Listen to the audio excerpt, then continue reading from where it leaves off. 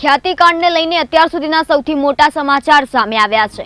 આ કાંડને લઈને અમદાવાદ ક્રાઇમ બ્રાન્ચે મોટી કાર્યવાહી કરી છે। ખ્યાતિ હોસ્પિટલના ડાયરેક્ટર ચિરાગ રાજપૂતની અમદાવાદ ક્રાઇમ બ્રાન્ચ દ્વારા ધરપકડ કરવામાં આવી છે। નોંધનીય છે કે અત્યારે પોલીસે 4 ફરાર આરોપી ચિરાગ રાજપૂત, રાહુલ જૈન, પ્રતિક ભટ્ટ અને મિલિંદ પટેલની ધરપકડ કરી લીધી છે, જેથી ખ્યાતિકાંડના ફરાર 5 મોટા માથા પોલીસના સકંજામાં આવ્યા છે।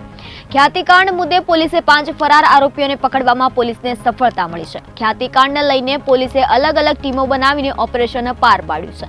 ખ્યાતિ હોસ્પિટલના સીઈઓ ચિરાગ રાજપૂત ઝડપાયો છે। સીઈઓ રાહુલ જૈન, મિલિંદ પટેલ, પ્રતિક ભટ્ટ, પંકિલ પટેલ સહિત કુલ 5ની ધરપકડ કરવામાં આવી છે। આણંદ આસપાસ ફાર્મ હાઉસમાં હોવાની માહિતી મળતા પોલીસે આ તમામ ફરાર 5 મોટા માથાઓને ઝડપી પાડ્યા છે।